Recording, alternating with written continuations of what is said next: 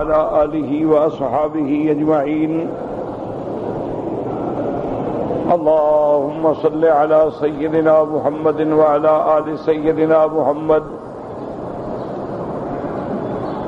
كما صليت على إبراهيم وعلى آل إبراهيم في العالمين إنك حميد مجيد.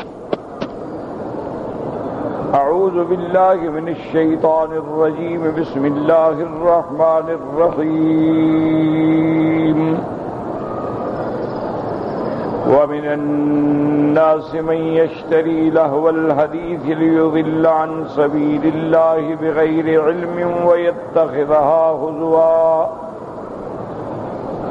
أولئك لهم عذاب مهين. وَإِذَا تُتْلَى عَلَيْهِ آيَاتُنَا وَلَّى مُسْتَكْبِرًا كَأَن لَّمْ يَسْمَعْهَا كَأَنَّ فِي أُذُنَيْهِ وَقْرًا فَبَشِّرْهُ بِعَذَابٍ أَلِيمٍ.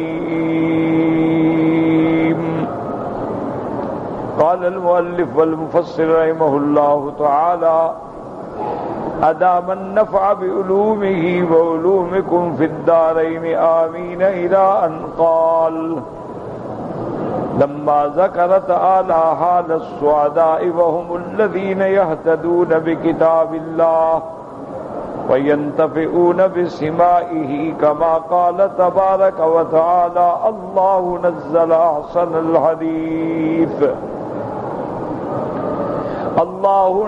أحسن الحديث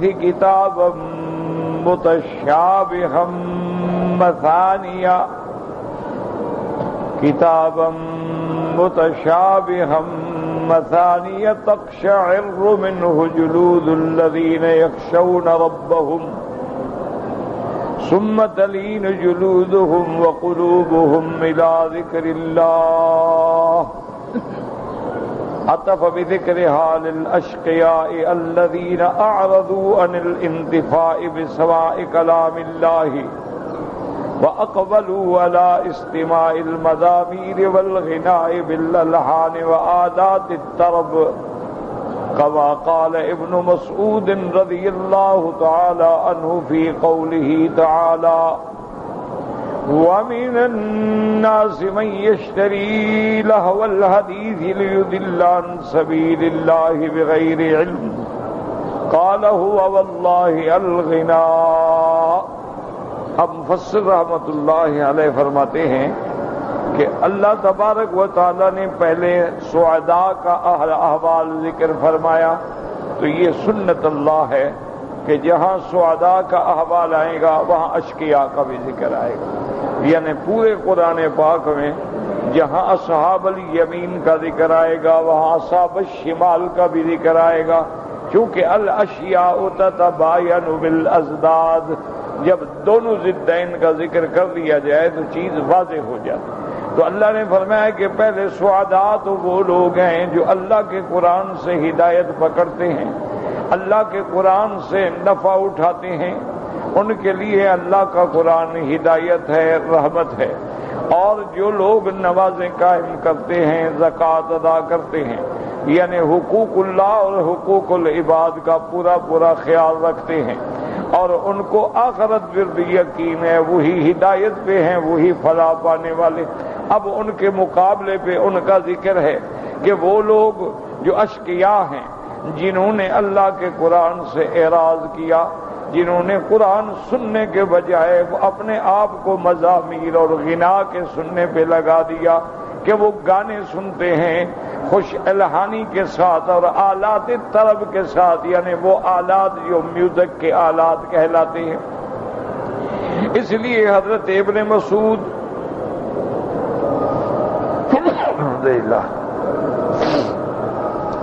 حضرت عبداللہ ابن مسعود رضی اللہ تعالیٰ عنہ فرماتے تھے اس آیت میں: وَمِنَ النَّاسِ مَن يَشْتَرِي لَهْوَ الْحَدِيثِ. وہ فرماتے تھے کہ لہو الحدیث سے مراد کیا ہے؟ غنا. کہتے تھے واللہ هو الغنا. کہتے قسم اٹھاتے تھے کہ لہو الحدیث جو ہے یہ گانا ہے، گانا بجانا. یہ جتنے میوزک کے موسیقی کے قسمیں ہیں سب چیزیں لہو الحدیث میں شامل ہیں۔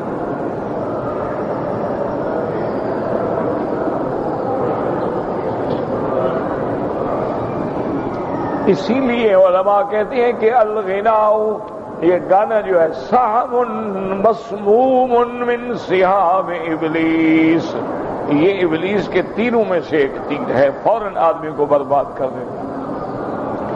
تو اس لیے یہ گانے بجانے یہ ساری چیزیں جو ہیں شریعت نے حرام کر دی۔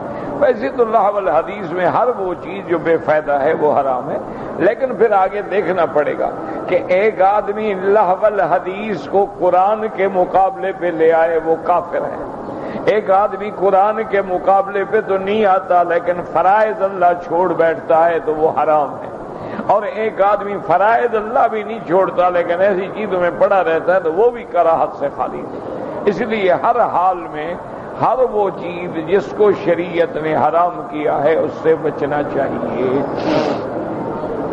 پہلے تو اتنی احتیاط ہوتی تھی نا کہ ایک دفعہ میرے آقا رحمت دو عالم صلی اللہ علیہ وسلم سفر میں تھے اور آپ کے ایک صحابی جو ہیں وہ اونٹوں کے آگے چل رہے تھے، اونٹوں کو چلا رہے تھے اور رجز پڑھ رہے تھے۔ تو یہ قاعدہ ہوتا ہے کہ اونٹوں والے لوگ جو ہے نا وہ مہار کندھے پہ ڈال کے کچھ نہ کچھ گنگناتے رہتے ہیں۔ اچھا خدا کی شان ہے وہ اونٹ بھی اپنے شوق میں پھر چلتے رہتے ہیں۔ تو حضور پاک نے جب آپ سنی آپ نے فرمایا رفقاً رفقاً بالقواریر، آپ نے فرمایا اللہ کے بندے کیا کر رہے ہیں، اوپر عورتیں بھی سفر میں ساتھ ہیں، تو ایک عورت جو ہے وہ بھی حسن صوت سے آ کے نعوذ باللہ بھٹک سکتی ہے راستے میں۔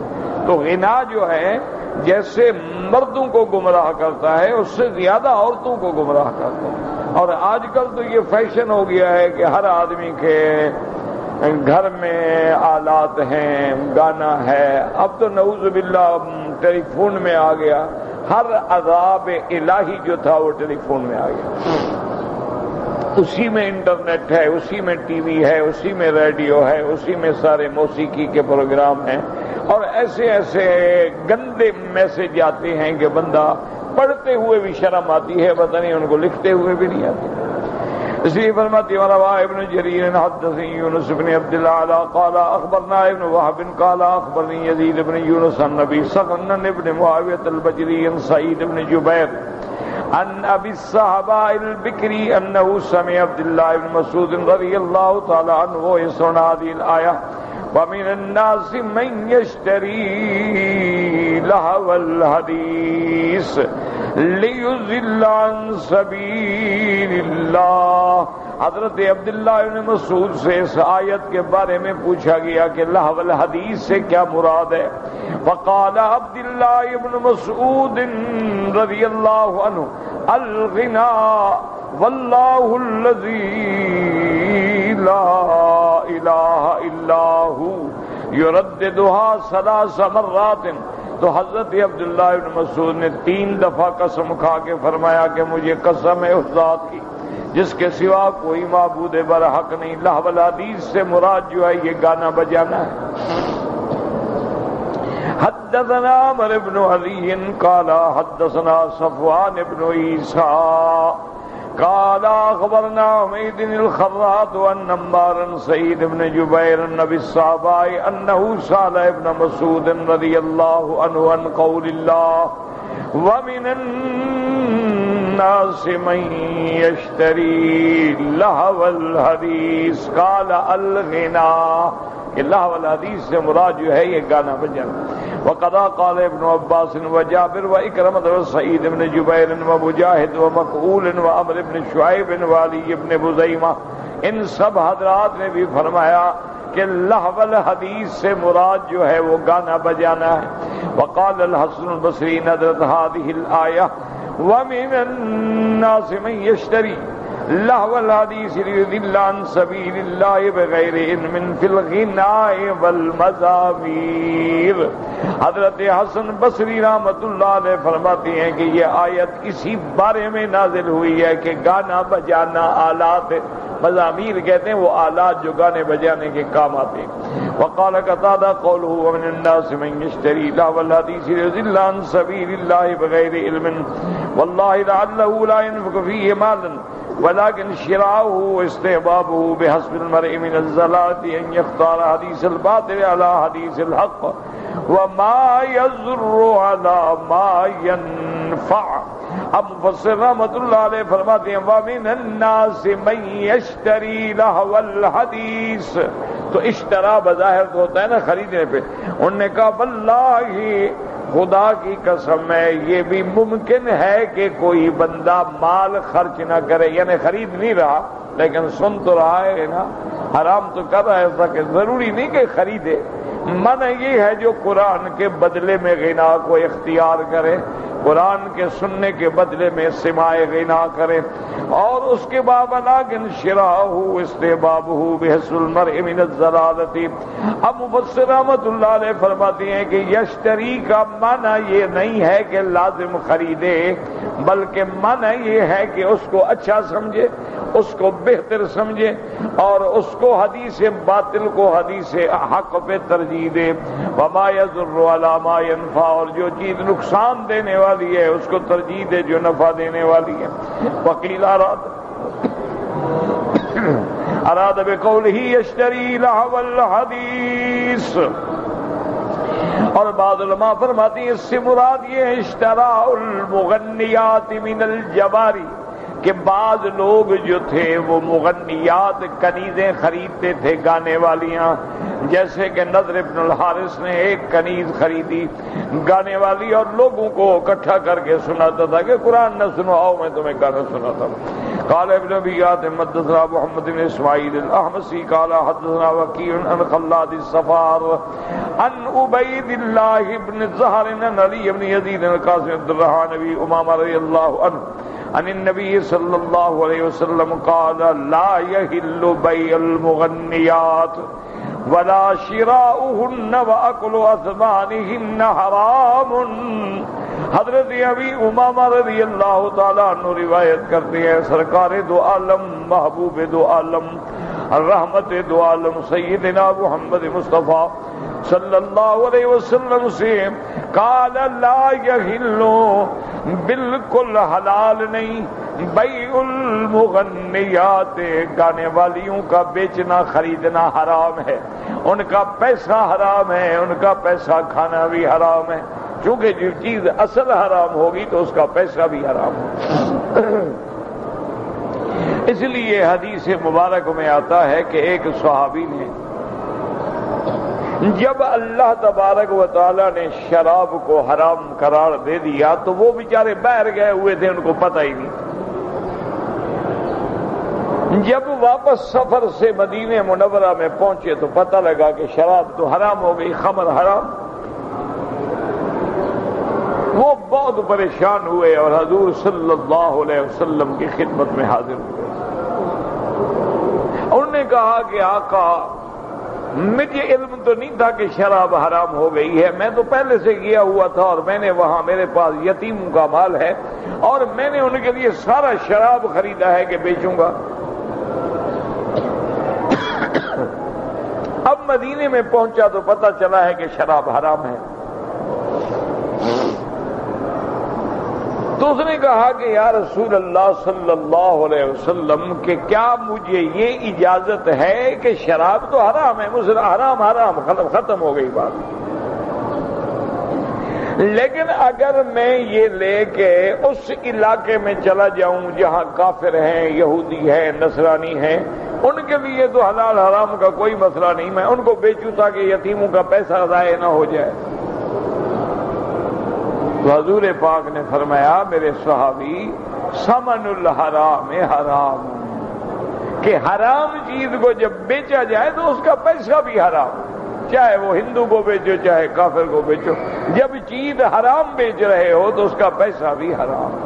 تو اس لیے غنا بھی حرام، مغنیات کا خریدنا بھی حرام، اور اسی طرح آلات غنا جو ہے، موسیقی کے آلات جو ہے، یہ مختلف آلات ہوتے ہیں. آج کل تو سینکڑوں کی تعداد میں چلے گئے، ورنہ پہلے عام طور پہ یہ طبلہ ہے، یہ سرنگی ہے، یہ بانسری ہے، یہ سر منڈل ہے اور یہ فلان ہے تو یہ سب چیزیں حرام، خریدنا بھی حرام، بیچنا بھی حرام، پیسہ بھی حرام۔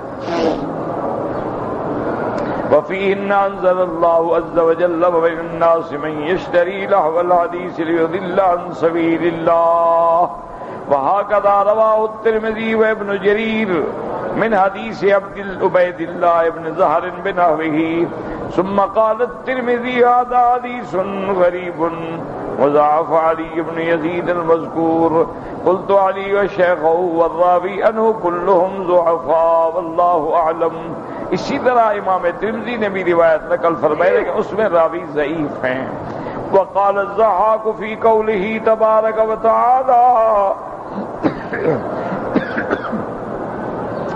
وَمِنَ النَّاسِ مَن يَشْتَرِي لَهْوَ الْحَدِيثِ، انہوں نے فرمایا اس سے مراد شرک ہے، لیکن یاد رکھو یہ معنی نہیں ہوتا کہ اختلاف ہو گیا، شرک بھی لہو الحدیث ہے، بدعات بھی لہو الحدیث ہے، گانا بجانا بھی لہو الحدیث ہے، بے حیائی کی باتیں کرنا بھی لہو الحدیث ہے، بے فائدہ باتیں کرنا بھی لہو الحدیث ہے، ان سب چیزوں سے بچنا چاہیے۔ ومنه قال وبه قال عبد الرحمن بن زيد بن اسلم واختار ابن جرير انه كل كلام يصد عن آیات اللہ واتباع سبیلہ۔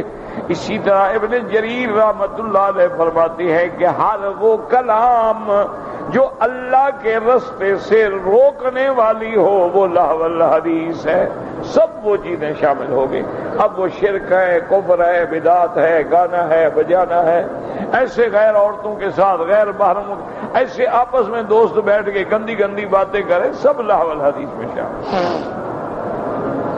لِيُضِلَّ عَن سَبِيلِ اللَّهِ بِغَيْرِ عِلْمٍ أي إنما يصنع هذا التخاذل للإسلام وأهله وعلى قراءة فتح تكون لام العاقبة أو تعليلا للأمر القدري أي كي يزول ذلك ليكونوا كذلك ليضل عن سبيل الله۔ یا لام تعلیلیہ یا لام عاقبت کا کیا معنی؟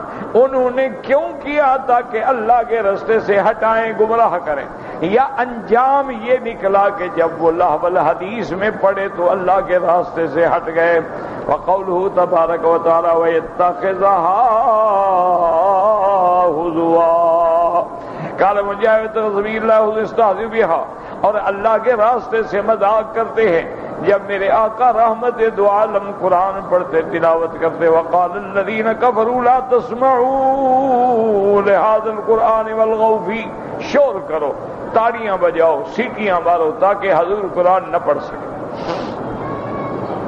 اور اسی طرح جب قرآن پاک کی کوئی آیت سنتے تو استہزاء کرتے، جیسے اللہ نے فرمایا کہ علیہا 19 قیامت والے دن جہنم پہ 19 فرشتے ہوں گے۔ تو کافر کہنے لگے او یار 19 فرشتے بلا کیا ہے؟ اور ان کا بات سنو، ان کا ایک پہلوان تھا کلدہ، وہ کہنے لگا دیکھو 10 کو تو میں اکیلا کافی ہوں نا، باقی 9 کو تم پکڑ لینا، بس کیا کر لیں گے اب؟ یہ مذاق کر رہے ہیں، ان کو نہیں پتا ہے کہ وہ اللہ کے فرشتے ہیں۔ وہ تو ایک فرشتہ اگر پر بھی مارے تو سارے کافروں کو اٹھا کے جہنم میں پھینک دے۔ اسی طرح جب اللہ نے قرآن میں فرمایا شجرۃ الزقوم، ابو جہل نے کہا اچھا زقوم تو کہتے ہیں کہ مکھن وغیرہ جو ہے نا یہ ملا کے کھلایا جائے بس، تو اپنی زکے میں جاؤ مکھن لے آؤ، کھانا لے آؤ، روٹی لے آؤ گرم گرم۔ تو یہ استہزاء ہے کہ اللہ کے قرآن سے استہزاء کر، اللہ کے قرآن کے مقابلے پہ لہو کا اختیار کر۔ اللہ نے فرمایا ان کے لیے سزا کیا ہے؟ اولئک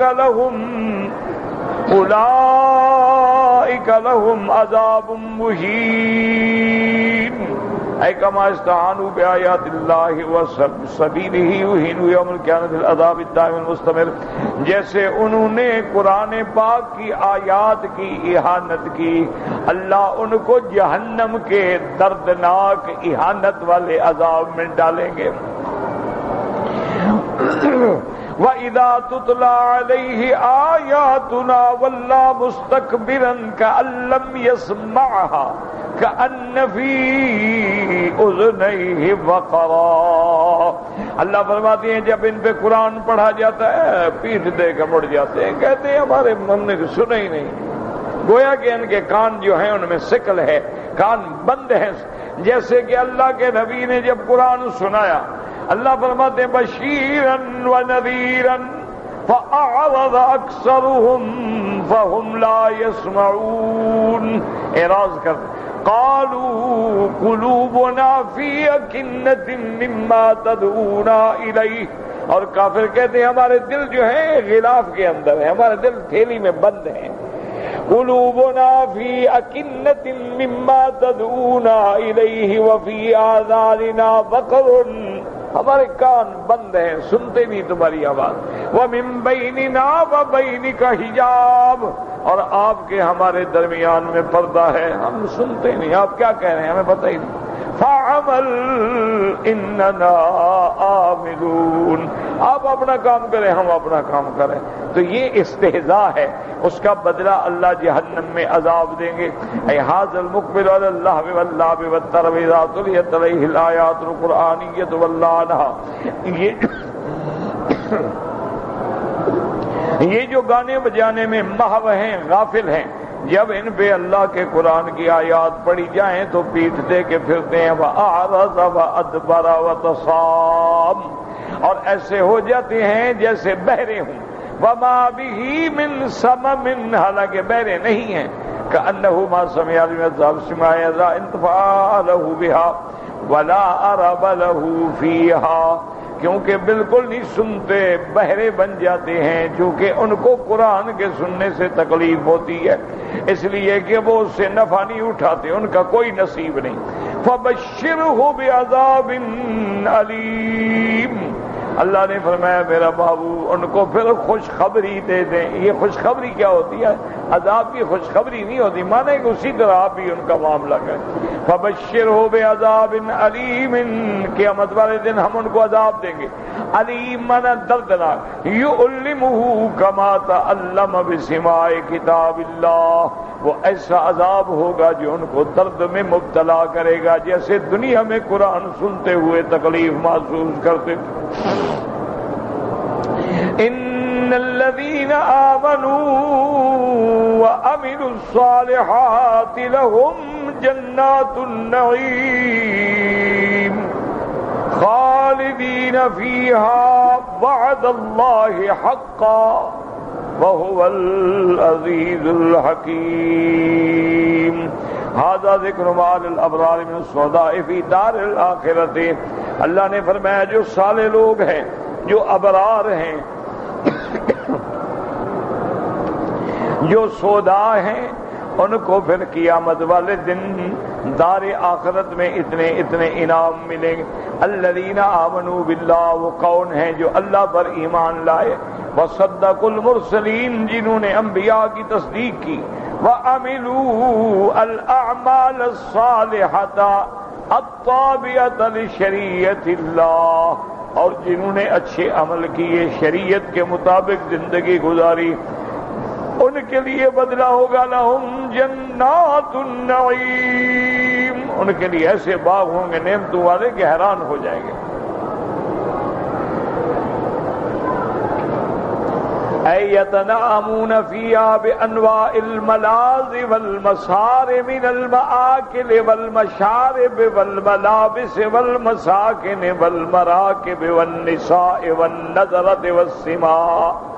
اب مفسر فرماتے ہیں کہ قیامت میں اللہ ان کو مختلف لذتیں عطا فرمائیں گے، ان کو بڑی آسانی عطا فرمائیں گے، کھانے میں، پینے میں، پہننے میں، رہائش میں، سواری میں، عورتوں میں، رونق میں اور سننے میں۔ وہاں یہ حرام کا گانا نہیں بلکہ وہ ایسے غنا سنیں گے جو حلال ہے۔ الذی لم یخطر ببال احد وهم فی ذلک مقیمون دائما لا یذعنون ولا یبغون عنہا حولا۔ اور ایسی ایسی نعمتیں ہوں گی جو ان کے خانہ فکر میں بھی نہیں آئی ہیں، اور وہ جنت میں ہمیشہ رہیں گے، کبھی اس سے نہیں نکلیں گے، نہ نکالے جائیں گے۔ وعد اللہ حقا، یہ اللہ کی طرف سے وعدہ ہے جو ہر حال میں پورا ہوگا، یعنی ھذا کائن لا محالۃ لأنہ من وعد اللہ، یہ اللہ کا وعدہ ہے ہر حال میں پورا ہوگا کہ جو لوگ ایمان لائے، اچھے عمل کیے، ان کے لیے جنت کی نعمتیں ہیں، اور وہ نعمتیں ایسی ہوں گی جو تمہارے دماغ میں بھی نہیں آ سکتی۔ ما لا عین رأت ولا اذن سمعت ولا خطر علی قلب بشر۔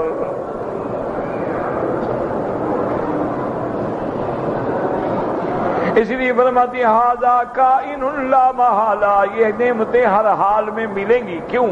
لأنہ من وعد اللہ، یہ اللہ کا وعدہ ہے، واللہ لا یخلف المیعاد، لأنہ هو الکریم المنان الفعال لما یشاء القادر علی کل شیء قدیر۔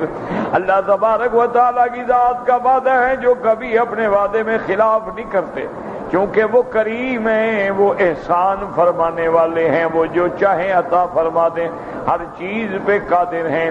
وَهُوَ الْعَزِيزُ الْحَكِيمُ، عزیز مانا غالب ہیں، قہر کل شیء ودان لہ کل شیء، ہر چیز پہ ان کا غلبہ ہے اور ہر چیز ان کی طرف تابع ہے۔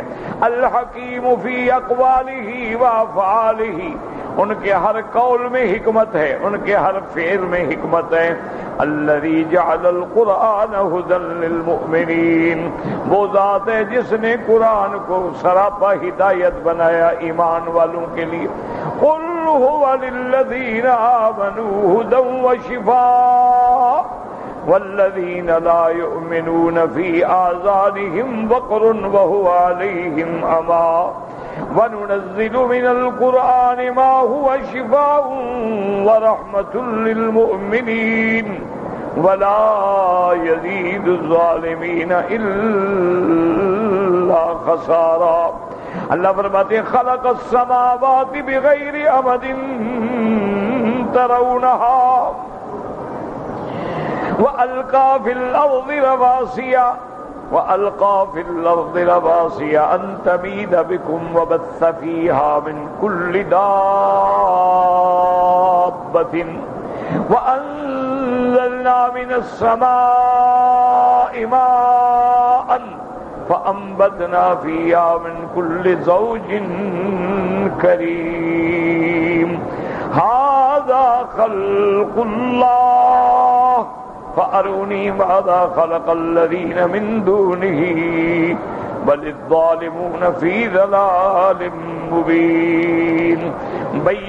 يبين سبحانه بهذا، ان آیات میں اللہ بیان کرتے ہیں قدرت العظیمت، اپنی قدرت عظیمہ، قدرت کاملہ، علی خلق السماوات والارض وما بینہما وما فیہما، اللہ نے جو آسمان اور زمین بنائے اور ان کے درمیان میں جو چیزیں ہیں جو مخلوق ہے۔ فقال تعالی خلق السماوات بغیر عمد ترونها، قال الحسن وقتادہ ليس لها عمد مرئیۃ ولا غیر مرئیۃ، وقال ابن عباس وإكرمة ومجاهد لها عمد لا ترونها، وقد تقدم تقرير هذه المسألة في أول سورة الرعد بما اغنا عن اعادته۔ اللہ فرماتے ہیں خلق السماوات، وہ ذات جس نے آسمانوں کو پیدا کیا ہے، بغیر عمد ترونها، بغیر ستونوں کے جن کو تم دیکھو۔ تو اب دو قول ہیں، بعض علماء فرماتے ہیں یعنی ستون ہے ہی نہیں، نہ نظر آئے نہ بغیر نظر کے، اور بعض علماء فرماتے ہیں کہ نہیں ستون تو ہیں لیکن تمہیں نظر ہی نہیں آتے۔ اب مفسر رحمت اللہ علیہ فرماتے ہیں کہ اس کی بحث اگر دیکھنی ہے تو سورۃ الرعد کے اول میں تفصیل کے ساتھ ذکر کر چکا ہوں۔ وَأَلْقَى فِي الْأَرْضِ رَوَاسِيَ أَن تَمِيدَ بِكُمْ، اور اللہ نے زمینوں پہ بوجھ رکھا پہاڑوں کا تاکہ زمین حرکت نہ کر سکے، زمینیں جم جائیں. یعنی الجبال ارست الارض وثقلتها لئلا تضطرب باهلها على وجه الماء، کیونکہ یہ زمین جو ہے اس کے نیچے پانی ہے، اور اگر اللہ زمین کو جما نہ دیتے تو زمینیں مضطرب ہوتی تو بندے کیسے رہتے اس پر. اس لیے فرماتے ہیں وَأَلْقَى فِي الْأَرْضِ رَوَاسِيَ أَن تَمِيدَ بِكُمْ کا معنی ہوتا ہے لِأَلَّا تَمِيدَ بِكُمْ، تاکہ وہ حرکت نہ کرے. وَبَثَّ فِيهَا مِن كُلِّ دَابَّةٍ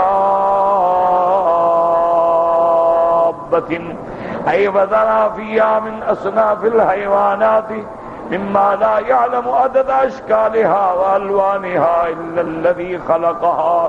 اور اللہ نے زمین میں ہر قسم کے حیوانات، ہر قسم کے جاندار، ہر قسم کی چیزیں پیدا کی ہیں جن کے عدد کو اللہ کے سوا کوئی نہیں جان سکتا. اور مختلف اشکال کے حیوان ہیں، شکلیں بھی الگ ہیں، رنگ بھی الگ ہیں، ان کے عدد کو وہی جانتا ہے جس نے پیدا فرمایا ہے. وَلَمَّا قَرَّرَ سُبْحَانَهُ انہ الخالق نبہ علی انہ الرازق، جب اللہ نے بیان فرمایا کہ پیدا کرنے والی بھی اسی کی ذات ہے تو یہ بھی بیان فرمایا کہ رزق دینے والی بھی اسی.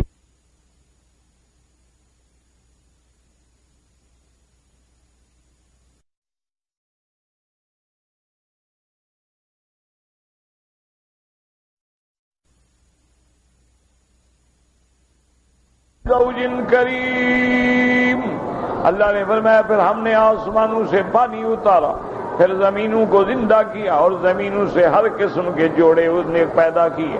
اے من کل زوج من النبات کریم، کریم منا حسن المنظر، کتنے خوبصورت پودے پیدا کیے، درخت پیدا کیے، پھول پیدا کیے، تیرے لیے ارزاق پیدا کیے. وقال الشعبی والناس ایضا من نبات الارض، حضرت شعبی فرماتے تھے کہ انسان جو ہے یہ بھی تو گویا زمین کی سبزی ہے نا، اللہ نے اس کو بھی تو مٹی سے پیدا کیا ہے جیسے باقی چیزوں کو پیدا. فمن دخل الجنت فهو کریم ومن دخل النار فهو لئیم، جو اللہ کی رحمت سے جنت میں داخل ہو گیا وہی کریم ہے، اور جو جہنم میں گیا وہ لئیم بدبخت ہے. وقوله تبارک وتعالی هذا خلق اللہ فارونی ماذا خلق الذین من دونہ، اللہ نے فرمایا آسمان زمین کائنات یہ سب اللہ نے پیدا کی، جن کو تم نے حاجت روا مشکل کشا بنا رکھا ہے وہ بھی تو دکھائیں انہوں نے کون سی کوئی مکھی مچھر پیدا کیا ہے. ھذا خلق اللہ فارونی ماذا خلق الذین من دونہ بل الظالمون فی ضلال مبین. ھذا خلق اللہ ھذا الذی ذکرہ تعالی من خلق السماوات والارض وما بینہما، اللہ نے آسمان زمین اور ان کے درمیان میں جو چیزیں ہیں یہ سب کے اللہ نے پیدا کیا. فعل اللہ و خلقہ و تقدیرہ، اسی کا فعل ہے، اسی کا فیصلہ ہے. وحدہ لا شریک لہ فی ذلک، اسی کی ذات ہے وحدہ جس کا کوئی شریک نہیں.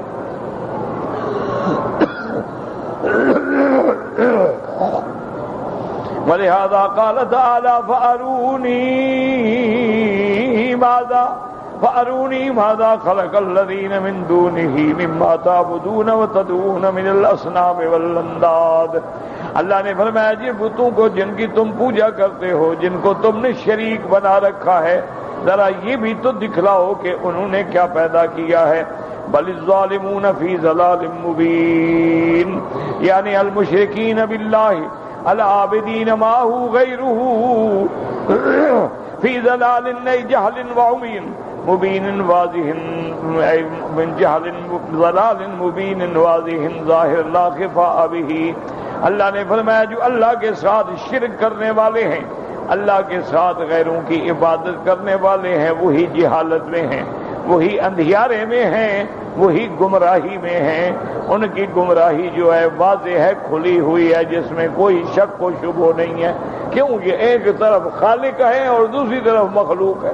اس نے ساری کائنات پیدا کی، انہوں نے مچھر بھی پیدا نہیں کیا، تو ان کو اللہ کا شریک بناتے۔ واللہ اعلم۔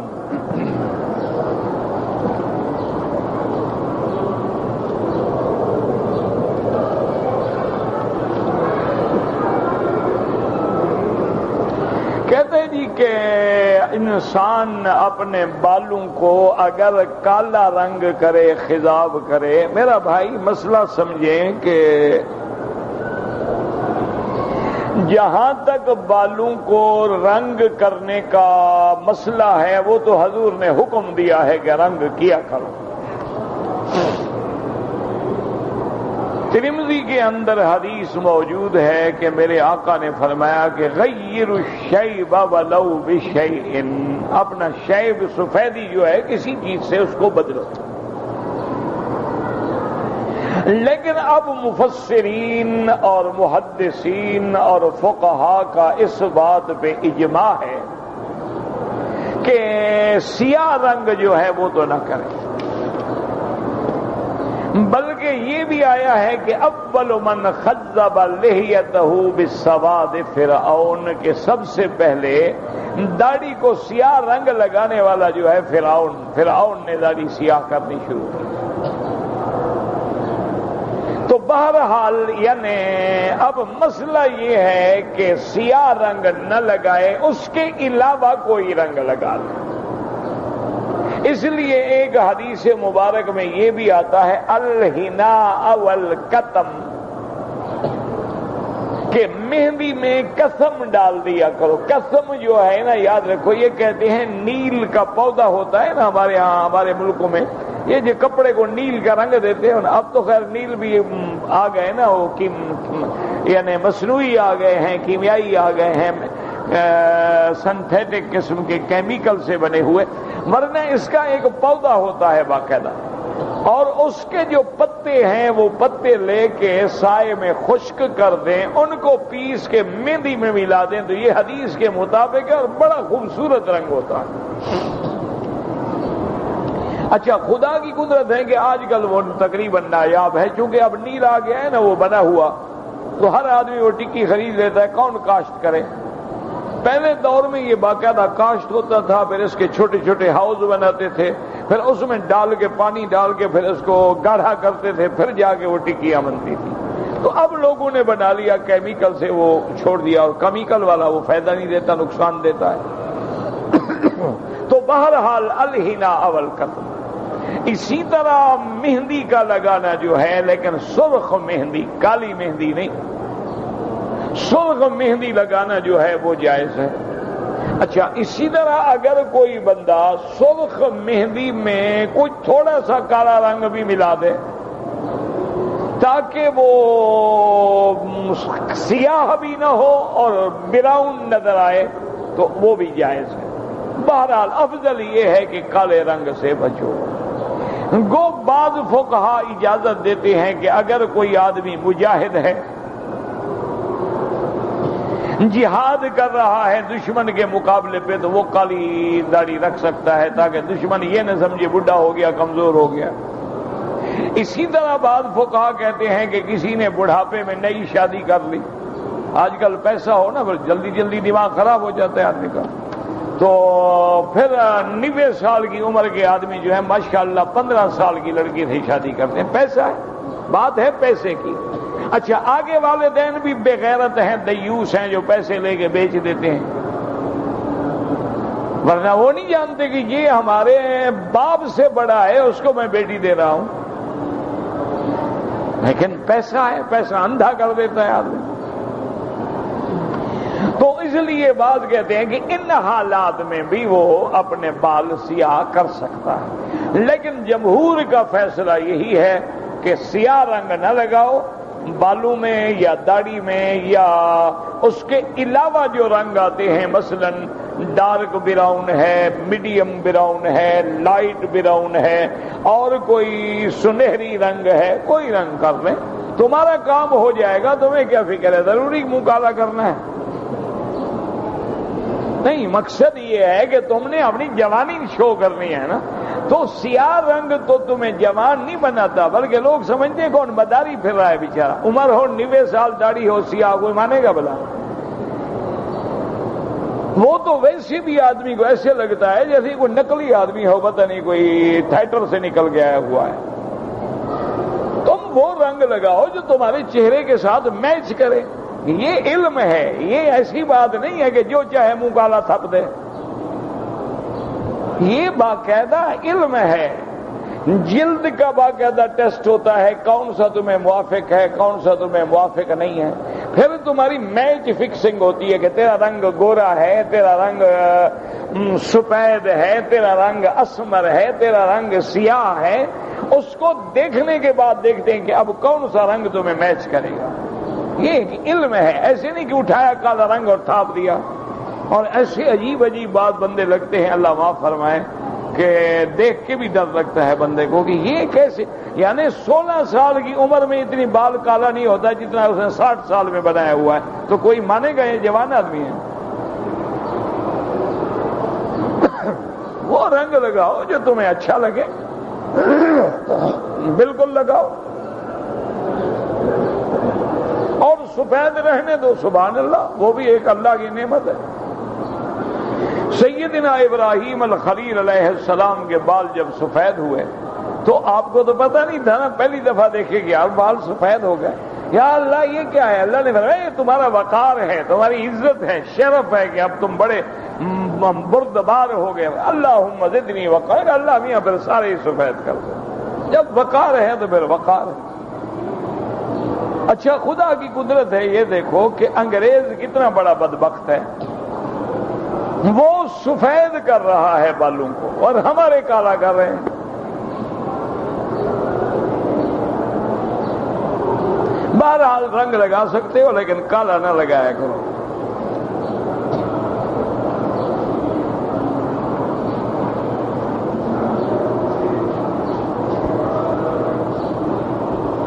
کہ میرے بھائی کو برین ٹیومر ہے، ہم نے اس کا آپریشن کرایا، گھر لے کے آئے، پھر تکلیف ہو گئی، پھر آپریشن ہوا، پھر ٹھیک ہو گیا، پھر گھر لے کے آئے، پھر تکلیف ہو گئی، پھر ہسپتال لے گئے، تیسرے دفعہ آپریشن ہوا، ٹھیک ہو گیا، گھر آتا ہے تو وہ بیمار ہو جاتا ہے، ہسپتال جاتا ہے تو ٹھیک ہوتا ہے۔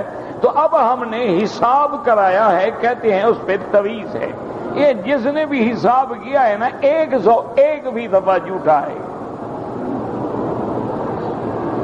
اگر ان کو حساب سے پتہ چل جائے تو یہ اپنی موت کو نہ روک لیں، اگر ان کو حساب سے پتہ چل جائے تو اپنی بیماری نہ روک دیں، لوگوں کو پاگل بناتے ہیں اور ایسی شعبدے دکھائیں گے، تیرے گھر سے توید نکال دیں گے، تیرے کپڑوں سے توید نکال کے لے آئیں گے۔ اچھا اب تو لوگ اتنے آگے چلے گئے، مرغی کا انڈا تیرے سامنے رکھے گا، پڑے گا، اس کے اندر سے سوئیاں نکل آئیں گے کہ دیکھو تم پہ جادو ہوا۔ شعبدہ ہے یہ، تمہارا وہم ہے میرا بھائی۔ اگر اس کو گھر میں تکلیف ہوتے گھر بدل دو اور مکان کرائے پر لے کے رہ جاؤ، بس تمہارا حساب کتاب بھی ٹھیک ہو جائے گا نا، اس گھر میں نہ لے آؤ اس کو۔ باقی یہ ساری باتیں دیکھو، یہ جو دماغ کے ٹیومر ہوتے ہیں نا، اللہ شفا دے، اللہ ہر مسلمان کو بچائے۔ اللہم انا نعوذ بک عن البرص والجذام وعن سیء الاسقام۔ اس کا اگر ایک بال کے برابر بھی ٹشو باقی رہ جائے پھر تکلیف شروع ہو جاتی ہے۔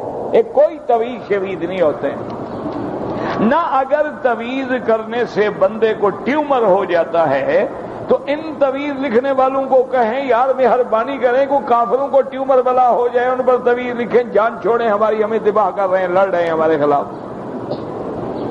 کہ ان کے تویز بھی مسلمانوں کے خلاف چلتے ہیں، نہ یہودیوں پہ چلتا ہے، نہ نصرانیوں پہ چلتا ہے، نہ ہندو پہ چلتا ہے، نہ مجوسی پہ چلتا ہے۔ کیا بات ہے آپ، انگریزوں پہ تو کوئی تویز نہیں چلتا۔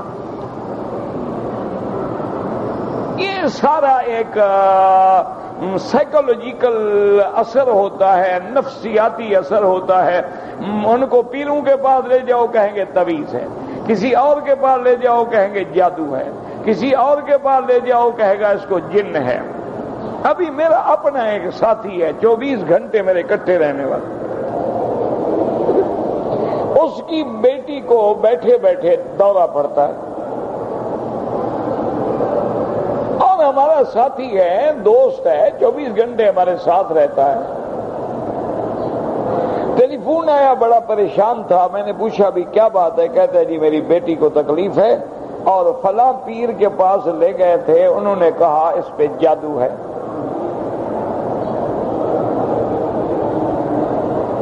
پھر میں نے کہا کیا ہوا بھائی؟ کہتا جی انہوں نے کچھ پڑھا، کچھ تویز دیے، کچھ یہ دیا وہ دیا، کچھ دن تو ٹھیک رہے لیکن پھر تکلیف ہو گئی، ان کو پھر فلاں پیر کے پاس لے گیا، انہوں نے کہا اس پہ جن ہے۔ پھر میں نے کیا ہوا بھائی؟ انہوں نے کہا جی انہوں نے بھی پڑھا اور کوشش کیا، وہ ٹھیک ہو گئی، اور کچھ دنوں کے بعد وہ پھر تکلیف شروع ہو گئی، اور پھر تیسرے پیر کے پاس لے گئے، اس نے کہا اس پہ جادو ہے لیکن جنات کے ذریعے کرایا گیا ہے۔ اور دونوں پیروں کو جمع کر دیا نا اس نے، ایک نے کہا تھا جادو ہے، ایک نے کہا تھا جن ہے۔ اس نے کہا بھی ایسا جھوٹ بولو نا جو دونوں پیر بھی تو خراب نہ ہوں نا۔ انہوں نے کہا اس کو ہے جادو لیکن جنات کے ذریعے کرایا گیا، انسانوں کے ذریعے نہیں کرایا گیا، یعنی وہ تو بڑا سخت جادو۔ اچھا پھر میں نے کہا کیا ہو گیا؟ کہتے جی انہوں نے پھر تویز شویز دیے، ٹھیک ہو گئی، اب پھر بیمار ہو گئی۔ میں نے کہا خدا تمہیں ہدایت دے، اتنے عرصے سے تقریریں سنتے ہو، درس سنتے ہو، ابھی تک تمہارا عقیدہ ٹھیک نہیں ہوا، کوئی اس کو جادو شادو نہیں ہے، کوئی جن نہیں ہے، میں بھی ایسے اتنا پیر میں بھی ہوں۔ میں نے کہا اس کو فلاں ڈاکٹر کے پاس لے جاؤ، میں فون کر دیتا ہوں، یا اس کو میرا نام کہیں،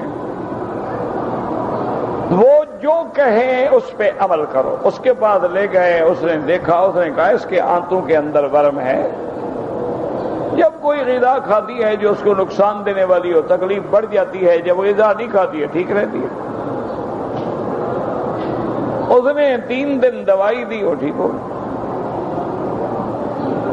میں نے کہا جی اب وہ جن کدھر گئے؟ اچھا اسی طرح ایک میرا اپنا بے انتہا قریبی دوست ہے اور ساتھی ہے اور صحیح الاعتقاد ہے، مسلمان عقیدے والا ہے۔ ایک دن وہ میرے پاس آیا، بیچارہ آ کے رونے لگ گیا۔ میں نے کہا کیا ہو گیا؟ وہ چپ ہی نہ کرے۔ میں نے کہا چلو اس کو رونے دو، اپنی بھڑاس نکال لے اچھی طرح۔ جب روتے روتے تھک گیا، میں نے کہا اب تو تم ٹھیک ہو، اب بتاؤ کیا بات ہے؟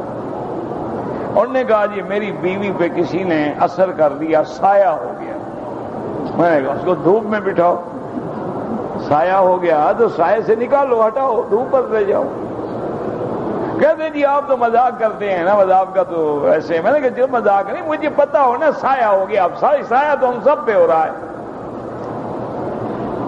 کہتے جی نہیں، اس پہ جنوں کا سایہ ہو گیا، کوئی جن جو ہے نا وہ میری بیوی پہ عاشق ہو گیا۔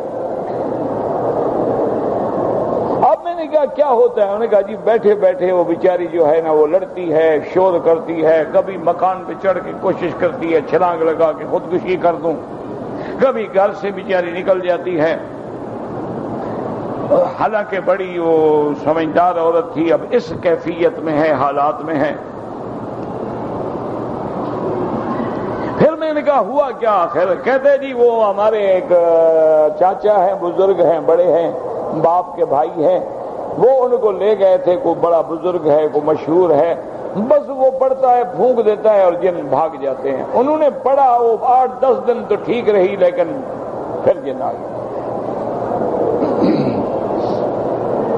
میں نے کہا میری بات سنو، اس کو کوئی جن نہیں ہے، کوئی سایہ وایا نہیں ہے، فیروشینہ ایک بیماری ہوتی ہے، وہ بیمار ہے بیچاری،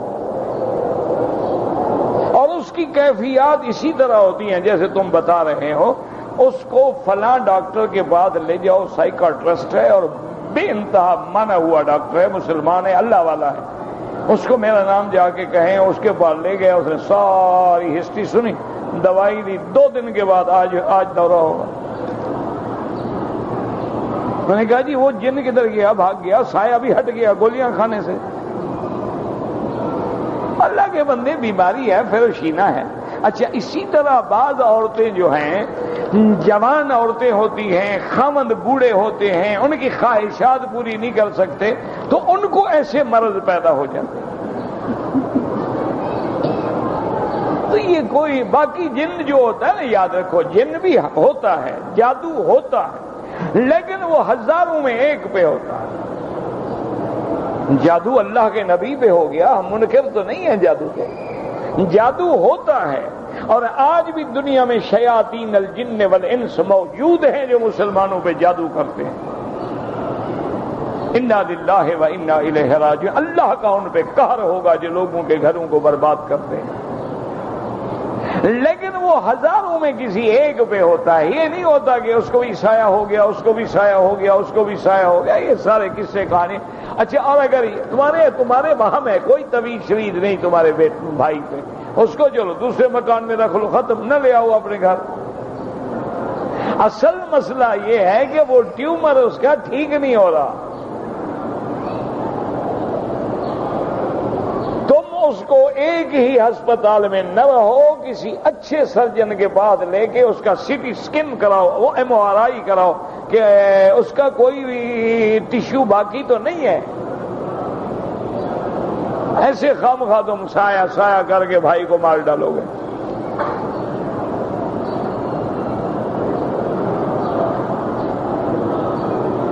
ایک آدمی نے اپنی بیوی کو طلاق دی، طلاق کے بعد صلح کر دی، قاضی نے اس کے مرد کے حق میں فیصلہ، ٹھیک ہے جب فیصلہ ہو گیا بات ختم، پھر پوچھنے کی کیا ضرورت ہے؟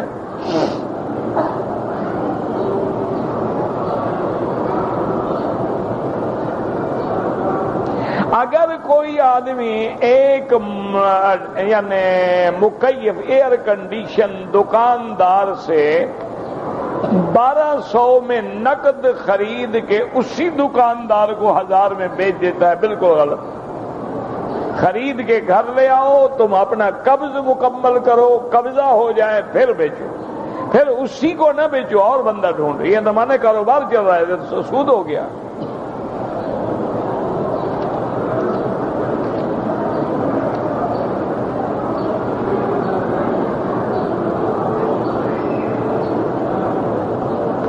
میں مکہ مکرمہ میں کام کرتا ہوں، ہر جمعہ کو عمرہ کروں، ٹھیک ہے کرو، نفلی عبادتیں کرو گے ثواب ہے، نہ کرو ضروری نہیں۔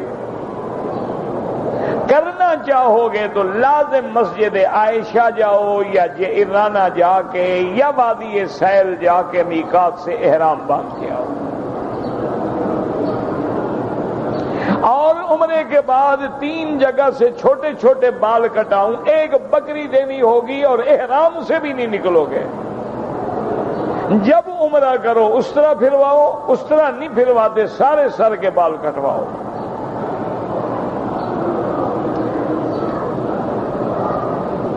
طواف جو ہے میرا بھائی، سب سے پہلے تو یہ اللہ کے قرآن کا حکم ہے کہ فَلْيَطَّوَّفُوا بِالْبَيْتِ الْعَتِيقِ۔ اللہ نے سیدنا ابراہیم کو حکم دیا وَطَهِّرْ بَيْتِيَ لِلطَّائِفِينَ وَالْقَائِمِينَ۔ جہاں تک اس کے اجر و ثواب کا تعلق ہے، ایک حدیث مبارک میں آتا ہے کہ اگر ولد اسماعیل سے کوئی غلام بک رہا ہو اور خرید کر کے اس غلام کو آزاد کر دیا جائے تو ایک اس آزاد کرنے کا جو ثواب ہے وہ ایک طواف کا ثواب ہے۔ اب سمجھو مسئلہ کیا مانا کہ آدمی جب غلام کو آزاد کرتا ہے تو اللہ اس کے ہر عضو کے بدلے تیرے ہر عضو کو جہنم سے آزاد کر دیتے ہیں، اور پھر غلام جتنا قیمتی ہوگا اجر اتنا قیمتی ہوگا۔ اور ولد اسماعیل سے پہلے تو کوئی غلام ہو ہی نہیں سکتا نا، اور اگر بفرض محال ہو تو وہ تو لاکھوں میں اس کی قیمت ہوگی، پھر اس کو لے کے تم آزاد کرو گے تو اس کا جتنا ثواب ہے تمہیں ایک طواف کا ثواب ملتا ہے۔ تو بہرحال مکے میں رہتے ہوئے کوشش یہ کرو کہ تمہارا طواف زیادہ کیے جائیں۔ مکے میں رہنے والوں کے لیے نفلی عبادات میں سب سے افضل عبادت جو ہے وہ طواف ہے، کیونکہ تم قرآن مجید اپنے ملک میں بھی پڑھ سکتے ہو، نفل نماز بھی پڑھ سکتے ہو، صدقہ زکوٰۃ بھی دے سکتے ہو، خیرات بھی کر سکتے ہو، لیکن طواف تو کسی جگہ نہیں ہو سکتا۔ تو اس لیے مکے میں رہتے ہوئے جتنا اللہ توفیق دے، جب بھی اللہ موقع دے طواف کرو، اور طواف ادب کے ساتھ کرو۔ یہ نہیں ہے کہ دوڑ رہے اور ٹکرے مار رہے اور عورتوں میں گھس رہے اور ادھر جا رہے ہو ادھر جا رہے ہو کبھی ادھر دیکھ رہے ہو، یہ کوئی طواف نہیں ہوتا۔ طواف نماز کے حکم میں ہے کہ بسم اللہ اللہ اکبر وللہ الحمد، اس کے بعد ایسے ادب سے چلیں کہ بلا وجہ نہ ادھر پھریں نہ ادھر پھریں، اور اگر موقع مل جائے رکن یمانی پہ بسم اللہ اللہ اکبر ہاتھ لگائیں، نہ ملے چپ کر کے چلے جائیں، نظر نیچے رکھیں اور بلا وجہ سینے کو اور چہرے کو ادھر ادھر نہ پھرائیں۔ یہ نہیں کہ جا رہے اچھا بھائی السلام علیکم، اچھا جی طواف، یہ کوئی طواف نہیں ہوتا۔ بعض ائمہ کے نزدیک تو طواف فاسد ہو جاتا ہے، طواف باطل ہو جاتا ہے کہ جب تمہارا سینہ پھر گیا طواف کہاں رہا؟ جیسے نماز میں کھڑے کھڑے سینہ پھیر دو تو نماز فاسد ہو جائے گی، اور طواف جب نماز کے حکم میں ہے۔ اگر کوئی ایسی مجبوری آ جائے، مثلا دھکا لگ گیا، اب کیا کرو تو 2 قدم پیچھے ہٹ کے پھر طواف شروع کر دو تاکہ تمہارا طواف کنٹینیو صحیح ہو جائے۔ اچھا آپ نے نماز جنازہ پڑھی، پتہ نہیں ہو سکتا ادھر ہو گئے ادھر ہو گئے، تو 2 قدم پیچھے ہٹ کے پھر طواف شروع کرو تاکہ تمہارے طواف میں کسی قسم کا خلل نہ آئے۔ حجر اسود پہ جب آؤ، یا تو اپنا رخ بھی اور سینہ بھی حجر اسود کی طرف کر دو، یا چلتے ہوئے بسم اللہ اللہ اکبر وللہ الحمد، دونوں جائز ہیں۔ اس کے بعد 2 رکعات پڑھو، ملتزم پہ جا کے دعا کرو، اور طواف میں سبحان اللہ والحمد للہ لا الہ الا اللہ اللہ اکبر وللہ الحمد لا حول ولا قوت الا باللہ العلی العظیم، کلمہ شریف، درود شریف جو تمہیں یاد ہے وہ دل لگا کے پڑھو۔ یہ نہیں کہ کتابیں اٹھا کے ٹکرے مار رہے ہو اور غلط پڑھ رہے ہو، لفظ غلط، دعا غلط، مانگنا غلط ہو رہا ہے، کوئی ضرورت نہیں۔ آپ درود شریف پڑھیں، آپ کلمہ شریف پڑھیں، کچھ نہیں آتا سبحان اللہ سبحان اللہ سبحان اللہ الحمدللہ الحمدللہ اللہ اکبر لا الہ الا اللہ محمد الرسول اللہ لا الہ الا انت سبحانک انی کنت من الظالمین، یعنی جو چیز تمہیں یاد ہے وہ پڑھو تاکہ تمہارا دل لگا ہو۔ یہ نہیں ہے کہ دماغ کسی طرف ہے، باتیں ہو رہی ہیں، موبائل چل رہے ہیں، جوال پہ باتیں ہو رہی ہیں، کون سا طواف ہے بھائی؟ یہ تو الٹا نعوذ باللہ، کہیں ایسا نہ ہو کہ بے ادبی میں اللہ پکڑ لیں۔ ربنا تقبل منا انك انت السميع العليم وتب علينا انك انت التواب الرحيم اللهم فرج هم المهمومين نفس كرب المكروبين واقض الدين عن المدينين واشفنا واشف مرضانا ومرضى المسلمين اللهم اجعل لنا وللمسلمين من كل هم فرجا ومن كل ضيق مخرجا ومن كل بلاء عافية صلى الله تعالى على خير خلقه سيدنا محمد وعلى آله وصحبه أجمعين اللهم صل على سيدنا محمد وعلى آله